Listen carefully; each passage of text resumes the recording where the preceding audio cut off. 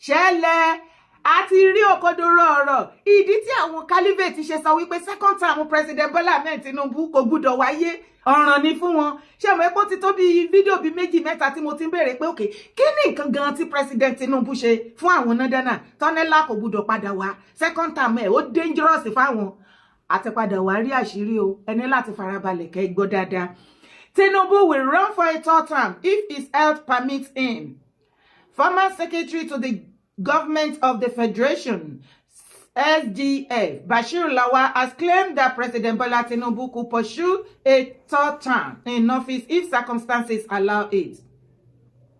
Reacting to questions if President Tinubu may attempt to extend his tenure beyond the constitutionally allowed 2 terms, the former SGF said he believed such a move could happen if the opportunity presents itself.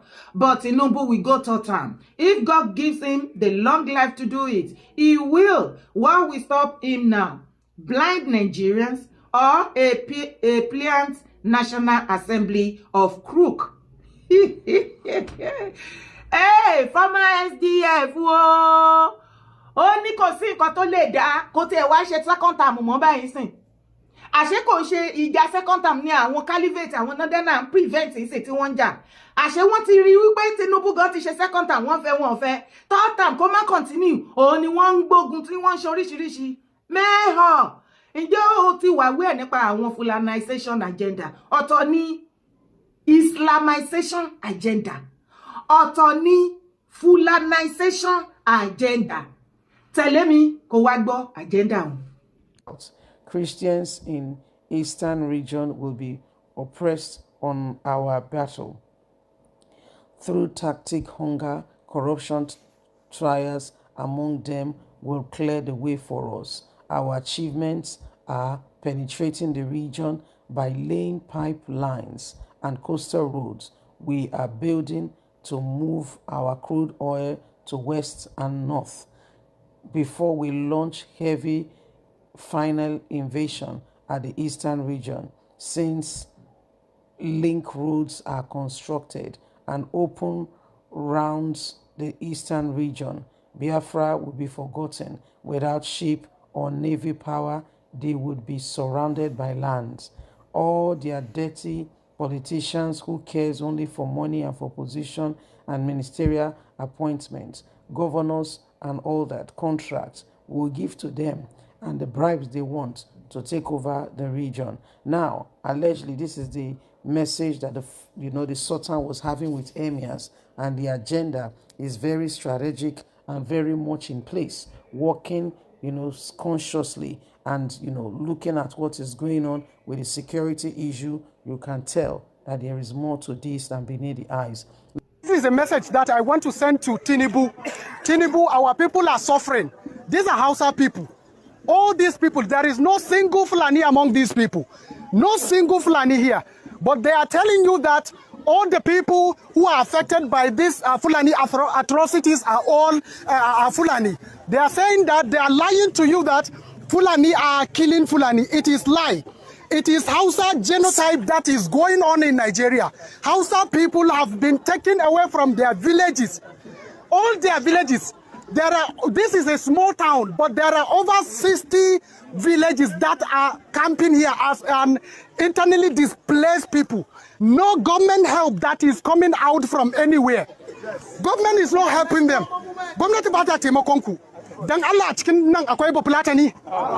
Is there any Fulani man here?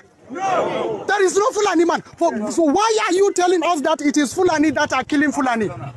Yes, you see? They are lying.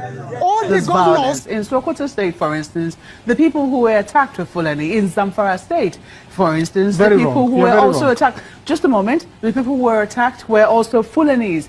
In Kebbi State, where we also understand that there is a vibrant farmer Fulani population, they have also suffered some violence from this so-called herdsmen. So can we really say it's about an ethnic group, or is it, something that we're yet to really put a finger on? They are lying. All the governors, any visitor come from president to go and visit any state, they will show Fulani cultural attires, which meaning that the place, the northern Nigeria is a Fulani country. Well, it is a lie. Yes. There is no single Fulani that is affected by this Fulani atrocity. All the unaliving of our people is done by Fulanis, and it is affecting only Hausa people. No single Fulani man that is here. Babu populate ni ana. Kuke cewa to Fulani ne suke kashe Fulani. Ƙarya ne. Ya haka mu Hausawa. Àṣírí meeting tí Sultan of Sokoto tán ni ó ṣe pẹ̀lú àwọn jihadis, àwọn Fulani imam sheik nkankan, òun ló ń jáde tó tẹ̀lé fídíò yẹn jáde tán sọ yẹn. Tó bá wá nírọ́ ni wọ́n list sí dáadáa, wọ́n ní ní northern part of Nigeria. Àwọn Christian tó wà ńbẹ̀, àwọn máa oppress wọn pa. Ṣé wọ́n ti oppress wọn pa báyìí? Ṣé wọ́n ti oppress wọn pa? Lẹ́yìn oppressor, kí ló tún gbọ́ tán náà máa ṣe fún wọn? Hunger, wọ́n fi ebi bà tí wọ́n jẹ́. Ìgbà tí wọ́n fi wọ́n sí post kankan, kò sí any political post kankan. Bẹ́ẹ̀ àwọn ni wọ́n ní àwọn Fúlàní bá ní ilẹ̀ Haúsá tẹ́lẹ̀tẹ́lẹ̀ kó tó di wípé wọ́n fi ọgbọ́n ọ̀rọ̀ ẹ̀sìn àti oríṣiríṣi ọgbọ́n ẹ̀tànjẹ tán fi wọlé sí wọn lára tí wọ́n fi pa àwọn ohun. Ẹnu ìgbà tí bàbá Tinubu débẹ̀ sí ni Fúlàní ṣe lẹ́nu ọ̀rọ̀ tí wọ́n dìde díẹ̀díẹ̀ tán lè speak out. Wọ́n ti oppress wọn pa. Jíjẹ emir, wọ́n jẹ́ káúsá jẹ emir mọ́. Nípa pé bíyà political post, gbogbo post pátápátá Fúlàní ló ń ẹ̀dẹ̀. Everything tó bá ti ní pé leadership dání ní northern part of Nigeria, hardly lè fi máa rí Haúsá kankan bẹ́ẹ̀. Fúlàní ni wọ́n kó sí gbogbo ẹ̀ pátá látòkè désàlẹ̀. And that is one of their agenda. Òun la ṣe ń rawọ́ ẹ̀bẹ̀ sí gbogbo ọmọ kó tó ajíire original. Wípé ẹjẹ́ agbọ́mọ́ tinú wa. Ṣé ọ̀nà tí àwọn wọ̀nyí ẹranko wọ̀nyí ọmọ jí mú ìtọ̀ màlúù yìí tí wọ́n gbà tó fi penetrate tí wọ́n fi finish àwọn Haúsá? Ọpẹ́lọpẹ́ bàbá Tinubu, ẹnu ìjọba yìí báyìí ni wọ́n fún àwọn ẹ̀yà tó kù, àwọn ethnic tó kù ní ẹnu. Ẹgbẹ́ ilé ṣe rí táwọn Haúsá ṣe ń lè sọ̀rọ̀ kó tó di wípé bàbá Tinubu become president. Fídíò mélòó ló ti rí tí Haúsá ti ṣe síta tí wọ́n complain bí wọ́n ṣe ń complain lẹ́nu ìgbà tí bàbá débẹ̀? No, bí wọ́n rẹ́. Here we are. Ṣé adẹ̀málájú kalẹ̀ tá máa gbà sí wọn lẹ́nu? Rí àwọn Fúlàní wọ́n wá ń fẹ́ wa láya àbí wọ́n fẹ́ wa lọ́kọ, kì í ṣe pẹ̀lú ìdùnnú wọn o, because they have plan. Wọ́n ní agenda tí wọ́n fẹ́ ṣe. Àwọn òde kì í wọ́n ìnà ọ̀rì pẹ̀lú agenda wọn. Àwọn òde ní gbàgbé àwa là kì í pẹ́ kò ń pẹ́ wa ta fi máa ń gbàgbé ẹ̀kọ́ tí atẹ́gùn bá ti fẹ́ sí Yorùbá ti gbàgbé. Ẹ wo iye ọdún tó tẹ̀kí wọn kí wọ́n tó finish àwọn Haúsá. Tẹ́lẹ̀ rí gbà tèmi kéré, ilẹ̀ Haúsá la máa ń gbọ́ ní northern part of Nigeria. But lẹ́ni ṣe gbọ́n kankan nípa Tinubu nípa Haúsá mọ́, àfẹnu ìgbà tó ṣẹ̀ṣẹ̀ tún sọ̀rọ̀ yìí. Tó bá tún fọ́dà láti gbọ́ gbogbo fídíò yẹn, wàá rí táwọn Haúsá gan ti fi gbé ta. Wọ́n ti fi gbé ta. Wọ́n jẹ́ kó yé wípé there is Hausa genocide, Christian genocide nìkan láyé ń gbọ́ tẹ́lẹ̀tẹ́lẹ̀. Wọ́n ti fi Hausa genocide sí nígbà tí Christian genocide ti cast. Gbogbo àgbáyé ti mọ̀ wípé àwọn Sultan, headed by Sultan, Fulani Caliphate, àwọn ISWAP, àwọn Boko Haram, gbogbo wọn, àwọn ni wọ́n pa Christian tọ́nà fẹ́ eradicate gbogbo Christian tó wà ní northern part of Nigeria. Ohun ní gbogbo wa rí, ẹ̀rí bí ìlú Amẹ́ríkà bọ́ ṣe ń bá wọn pò mẹ́. Lẹ́nu ọjọ́ mẹ́ta ni referendum gbogbo wa lámọ̀ tó bọ́ síta. I think it's about between 5 to 8 people nínú family òun ni wọ́n pa tó ń rawọ́ ẹ̀bẹ̀ sí American president pé kó má jẹ́ kán pa òun. Wọ́n fẹ́ wipe out gbogbo Christian tó wà ní north. Wọ́n fẹ́ kí north jẹ́ kìkìdá Islamic. Tó bá wá jẹ́ wípé lóòótọ́ tí gbogbo north bá become an Islam, ṣé ìgbésí ayé á dùn? Ṣé á rọrùn jù báyìí lọ? Ṣé kò á ké bí eku? Ṣé ìyá á ké bí ẹyẹ? Ṣọ́mọ ènìyàn á fọ̀n bí ọmọ ènìyàn? Ṣé economic problem á wálẹ̀? Insecurity á dohun ìgbàgbé? Ṣé àlàáfíà á jọba? Ìwọ àtèmi mọ̀ wípé irọ́ ni gbogbo nǹkan tí mo kà kalẹ̀, kò sí kankan tó máa rí ńbẹ̀. Tó bá ní irọ́ ni mo pa, wẹnu lẹ̀ kó wẹnu kọ́. Wo another part of Nigeria of today. Kí àwọn Fúlàní tó rinlẹ̀ kán ọwọ́ wọn tó teku, kán tó di wípé wọ́n hijack everything mọ́ every other ethnic lọ́wọ́ ní another part of Nigeria. Náà ti dùn gan-an fáwọn tó lọ ń gbé bẹ̀. Àwọn northern part of Nigeria sweet tẹ́lẹ̀. Kò sí wàhálà until ìgbà táwọn people ìtì ẹsẹ̀ wọn rinlẹ̀. Ẹ wo nǹkan tó ń sọ northern part of Nigeria dìlé ni.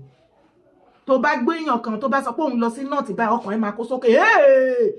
ṣé ìgbésí ayé tó dáa nìyẹn? Gbogbo nǹkan tí mo kà kalẹ̀ pé ṣé tí wọ́n bá tẹ̀ wá Fulanize àbí Islamize in other part of Nigeria, ṣé àwọn nǹkan yẹn máa ṣẹlẹ̀? Wo àtẹ̀mí mọ̀ pé kò lè ṣẹlẹ̀ torí Saturday tó bá máa gbé ni Friday láti rí fìrìfìrì àbí bó parọ́ tó wá lọ fi wo gbogbo àwọn country tó jẹ́ kìkìdá Islam ni wọ́n ṣe ojoojúmọ́ ogun ni wọn aráàlú ò gbádùn wọn ní life modern slavery non practice pẹ̀lú wọn. Ọgbọgbọ́n yẹn tó fi kọ́ńkà àwọn Haúsá òun ni wọ́n fi ń penetrate wọ àárín àwọn ọmọ Yorùbá. Ó la ṣe sọ fún ẹ̀yin ọmọ Yorùbá tẹ́ ń ṣe ẹ̀sìn ẹ fi ìfẹ́ kún ẹ fi ọpọlọ kún ẹ má sọpọlọ nù torí ẹ̀sìn téèyàn bá ti ń sìn tó bá ti ń sọpọlọ nù ó mọ nǹkan tó ń ṣe mọ́ ṣẹ́rú ni yín ni. Are you a slave? No. Wọ́n ti stop owó ẹrú ìran bàbá ńlá bàbá tèmi wọ́n à ń ṣẹ́rú ṣó ti rí gbogbo plan wọn. Ìwọ àtẹ̀mí mọ̀ pé kò ṣe bẹ̀ nìkan là ń lọ. Sì tẹ̀lé mi kó wá bá mi dúró kó bá mi gbọ́ ọ̀rọ̀ yìí torí mo ní àwọn question tí mo fẹ́ béèrè tẹ́ máa bá mi dáhùn níbi comment section. God bless you. Ìwé ìròyìn kan máa ń béèrè gbà ṣé mi ìdí fẹ́ sọ ààrẹ yẹn di ceremony ààrẹ mú ní ha ọjọ́ tààrẹ ò bá lọ sógun fàájì ló máa ń gúnlé ààrẹ every time. Ẹ lọ gbọ́ ìtàn àwọn ààrẹ ọ̀nà kakanfò. Ọjọ́ tí ò bá lọ sógun o ò lè bá ààrẹ ńlé kó jókòó sórí tẹ́ ẹ̀ o máa rí àlárí òfì ìsányán lára ẹ̀ tó máa wọ̀. Ojoojúmọ́ yẹn wọ́n dẹ̀ máa fi lé pọtí náà wọ́n máa fọ̀nà rókà. Ṣùgbọ́n tọ́jú ogun bá dé wọ́n á change àlárí wọ́n á change òfì wọ́n á wọ ògbérí wọ́n á wọ aṣọ agbára wọ́n á mọ̀ra ogun. Àwọn tó dẹ̀ kù tán fi ìfilẹ̀ sílé ìbí gbọ́dọ̀ pa wọ́n ẹ máa dáná fún wa àwa lọ sógun bí ọ̀rọ̀ jagunjagun ṣe rè. So ìran jagunjagun máa ń ní àyè fún pleasure time. Ìwọ́n tó dẹ̀ pé ẹni jagunjagun àwọn ọ̀tọ̀kùnrin bá invite ẹ níjọ́ tó ń ṣe nǹkan rí bóyá wọ́n ṣe birthday ni àbọ̀ ń ṣe wedding ọmọ wọn ni tó lọ attend ẹ ọjọ́ tó bá fẹ́ jagun ta ló máa support ẹ. Ó gbọ́dọ̀ grace occasion wọn tó o bá lọ grace ẹ ó ní léèyàn lára èèyàn lẹ́yìn wọ́n fi ń ṣe aṣọ ara èèyàn kò sẹ́nìkan tó ń dá jagun láyé ẹlòmíì wà ọpọlọ ló máa fi support ẹ ẹlòmíì wà contact ló máa support ẹ ẹlòmíì wà spiritual ló máa support ẹ ẹlòmíì wà media power tó ní ló máa support ẹ ẹlòmíì wà ọgbọ́n àti ète ló máa pẹ́ ẹnu ọgbọ́n yìí àyà àgbájọwọ́ la fi ń sọ̀yà ọjọ́ tó wá ń ṣe wẹ́ẹ̀dì ọmọ ẹ̀ ó wá yìí báyìí lórí Ààrẹ Ọ̀nà Kakanfò wàá ló jókòó lé pé torí jagunjagun ẹ̀ òun lọ pàtì ọjọ́ tí wọ́n bá fẹ́ ṣe nǹkan rí ilé ayé ẹ̀ta ló máa wá grace wọ́n sì bá àbá lọ síta àwọn kan báwo làwọn kan ṣe máa wá sí tiwa so ara àwọn òmùgọ̀ fún ẹni tí ò ní òye wọn àtọ́ pé torí báyìí ti jẹ́ jagunjagun kò gbọdọ̀ attend the social program torí wọn náà social life is part of any human being. Àmọ́ wá ṣe nǹkan o àbí kí lè ní kí n sọ ẹ̀yìn èèyàn mi mẹ́hàn àbí ààrẹ ò mọ story tó ń sọ ni àbí ààrẹ ẹgbẹ́ ọ̀ṣàrẹ máa mọtí àbí ààrẹ ti ta mọ́dẹ̀ ṣe máa ń gbàdúrà yẹn mi rò pé omi ló wà bẹ́ẹ̀ ni ó lè jẹ́ sí máṣínáàbù ni ìjọ tí ààrẹ ṣe fídíò yìí ó dẹ̀ pa ààrẹ ti ta nǹkan sọ́pọ̀lọ́ wọ́n ti ta nǹkan sẹ́nu ó ti ń ṣe bákanbàkan ojú yẹn ti ń blọ̀ tí ọ̀bẹ wá jẹ́ bẹ́ẹ̀ àbẹ́yìn ò gbọ́ ọ̀rọ̀ lẹ́nu ààrẹ ni ok màmá ẹ̀ tí ìròjọ́ jù ẹjọ́ ẹ̀yin olólùfẹ́ mi gbogbo ọmọ kóòtù ajíire ọmọ Yorùbá original níbi comment section bá mi kọ síbẹ̀ gẹ́gẹ́ bí ààrẹ ṣe àlàyé bíi wípé àwọn Ààrẹ Ọ̀nà Kakanfò àná jagunjagun ní tí wọ́n bá ti lọ sójú ogun kọ́ lọ jagun wọ́n máa ń ṣe fàájì wàláhì kò rújú tí wọn ò bá ti lọ sójú ogun ẹ bá mi fi àmì sísàlẹ̀ underline tí wọn ò bá ti lọ sójú ogun lọ defend ìlú wọn ààrẹ máa ń ṣe gbogbo ayé in fact nínú compound ààrẹ wọ́n máa ń sè wọ́n máa ń sọ 24/7 ni wọ́n lọ sójú ogun wọn lọ sójú ogun wọ́n máa ń sè wọ́n máa ń sọ ìlú máa ń rọpọn lápọn lábẹ́ ní jó ní oríṣiríṣi ayẹyẹ ààrẹ máa ń ṣe fàájì gbogbo wa la mọ̀ ṣùgbọ́n ìwọ náà ti parí ẹ̀ Ganiyi Abdulganiyi Ige Adams ọlọ́run mẹ́ta lọ́kan Abdulganiyi mùsùlùmí Ige ìyẹn ti Yorùbá Adams ẹ̀ẹ̀mélòó ni mo pè é ẹ̀ẹ̀mẹ́ta ni 3 wọn ṣé ọlọ́run 3 wọn tí Ganiyi Ige Adams ń sìn ṣé kò tó farati kò tó gbójúlé kò tó fẹ̀yìntì kó ṣàánú ọmọ kóòtù àjíire. Mo ní ìbéèrè ní o. Nígbà tí Ààrẹ Gani Adams wá bẹ̀rẹ̀ story sí ẹni tí Ààrẹ Ọ̀nà Kakanfò bá lọ sójú ogun ni o.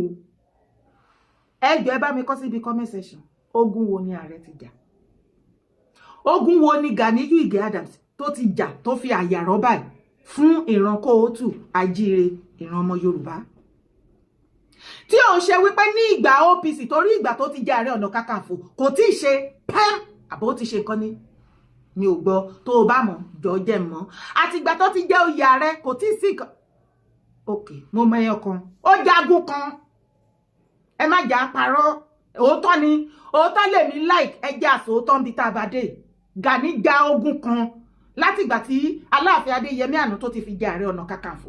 Ogun èwo bàbá Ọ̀yọ́túnjí ó tọ́kúlà. Ṣé ẹ ti gbàgbé pé àwọn boys OPC faction Gani àwọn boys Gani àwọn ni wọ́n fi lóko lọ fún bàbá wa Láàfin Ọ̀wádé tí wọ́n fi bàbá ọba Ọ̀yọ́túnjí tó fi ṣọ̀run àjìjà tí wọ́n fi ẹ̀jẹ̀ tó fi ṣètùtù wọ inú pálásì. Àwọn ọmọ Gani ló fògùn lù ú. Ṣé kò tí ìjagun nìyẹn? Bó ti yẹ pé bàbá tó fi jẹ oyè ààrẹ títí tí bàbá yẹn fi wàjà ẹṣígun lórin tá à ń gbọ́ lẹ́nu ẹ̀. Ṣùgbọ́n nísìn orí ti yí ìlú ti change. Lẹ́yìn bàbá ọba Ọ̀yọ́túnjí tó ti nọlẹ̀ bẹ́ẹ̀ yẹn tó ti pa. Ogun wo lo tún rí tí Gani Adams ogun ara ẹ̀ ní o ó sì jà fún Aláàfin Ọ̀wádé náà kì í ṣe pé ó jà on our behalf. So ogun wo gangan bá mi kó síbi comment section. Ogun wo ni Gani ti jà tó wá fẹ́ tó ń ṣe patí káàkiri tó fi ra ẹ̀kan bí àwọn Ààrẹ Ọ̀nà Kakanfò àná pé tí wọ́n bá ti lọ sójú ogun fàájì náà máa ṣe. Ṣé kì í ṣe àtijọ́ tó ti jẹ́ Ààrẹ Ọ̀nà Kakanfò agbádá lakọ̀rí tó ń dà kiri ilẹ̀ kì í ṣe ọ̀pálarí lọ́wọ́ ẹ̀ tó fẹ́ máa compete pẹ̀lú bàbá wa Onírìṣà kì í ṣe pátí láti rí ni. Nígbà tó wá bẹ̀rẹ̀ ẹjọ́ nísìn àwọn kan wọ́n máa ń dágbára jọ wọ́n á dọ́pọlọ jọ wọ́n á dá kinní kan fìtìnà tì jọ ìjọ tó bá ń ṣègbéyàwó àbí bẹ́ẹ̀dì àbí ìṣílé tí ò bá wá lọ kò kinní kan kò sẹ́ni tó béèrè gbogbo ìyẹn láti ìjọ tó ti jẹ ààrẹ Abdulganiyu Adams títí dìsín kò tí sí nǹkan kan tó fi oyè yẹn tó fi ṣe fún ìran Yorùbá tó fi ẹ́ joyè yẹn. Orí àpèrè Aláàfin tó fi ẹ́ joyè yẹn ló kó àwọn boys kí wọ́n lọ fi ẹ̀jẹ̀ bàbá ọba Ọ̀yọ́túnjí kí wọ́n fi ṣòtútù kí bàbá Aláàfin Ọ̀wádé lè jókòó. Ìyẹn nìkan la rí tó jà fún orí àpèrè yẹn. Lẹ́yìn yẹn kò sí kankan tá a rí tó ṣe. Ókè ìwọ tó lọ sójú ogun tá a fà tó ti rí mọ́lẹ̀ bí igi tí òjò ti pa tán ṣáná sí tó ń kú pi. Níwọ̀n tá a ń fà bá ti ń fẹ́ bí bẹ́ẹ̀ ló ń fi rìvásì jẹ́ ló ń sá kiri ló ń sá wọnú ihò ló ń sá pamọ́. Ogun wo ló jà tó wá jẹ́ wípé gbogbo ìgbà gbogbo ọjọ́ gbogbo àsìkò pátí ni bó ti ń ṣọdún eku ló ń ṣọdún ẹyẹ bó ti ń ṣọdún ayán ló ń ṣọdún èèrà bó ti ń ṣọdún yàmùyàmù ẹ̀fọn bẹ́ẹ̀ ló ń ṣọdún igi mi ìmọ̀dún ọdún òkúta ọdún kí ló kù o tó wà láyé o tí Gani ò tí ì ṣe mi ò mọ̀ lẹ́yìn ọdún ṣíṣe tí Gani ṣe kí ló tún kù kò sí wàhálà ṣebí olóòmẹjọ rò ni ọ̀bọ ni yóò para ẹ ọ̀bọ ni yóò para ẹ o ẹ wá wo ọ̀bọ ẹ wá sọ fọ́bọ pọ̀bọ ni yóò pa pọ̀bọ ni yóò para ẹ wá sọ fọ́bọ ẹ wá sọ fọ́bọ pọ̀bọ ni yóò para ẹ mi ò pè yín lọ́bọ òwe ọ̀rọ̀ ni mo fi pa ibẹ̀ ni kọ́kọ́ la tún yìí lọ tẹ̀lé. Change have changed a lot. I have an idea what is happening in the north, and nobody can drive that process today in Nigeria that I'm seeing in the politics better than me. I will work with them and I'll ensure that that unity, that security, that prosperity they desire, I will unleash it. I will commence it. And I'll show it. Shall I will work closely with people in the north. I have an idea of what is happening in the north. I have an idea that is going to have massive poverty that needs to be dealt with. I have an idea to deal with the issue of education and health properly, not easily, and I'll deal with it decisively. There are few of us left running. One says he is Atiku. How many times has he been running?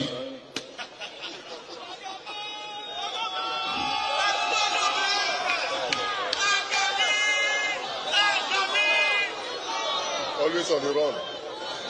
He's always on the run, and he's tired. Tell him to go and sit down. Enough is enough.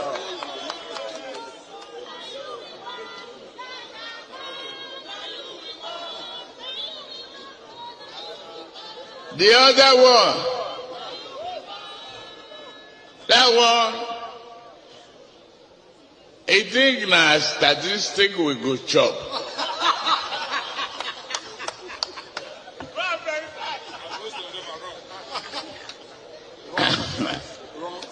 A lie with arithmetic that never, no Indian can solve it.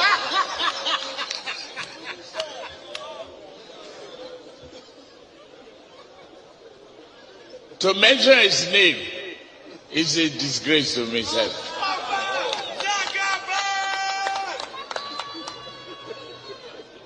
I won't mention the name.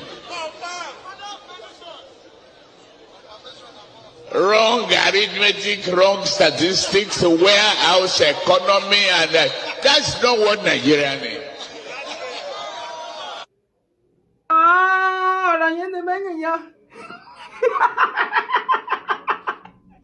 Baba Tinubu be bad.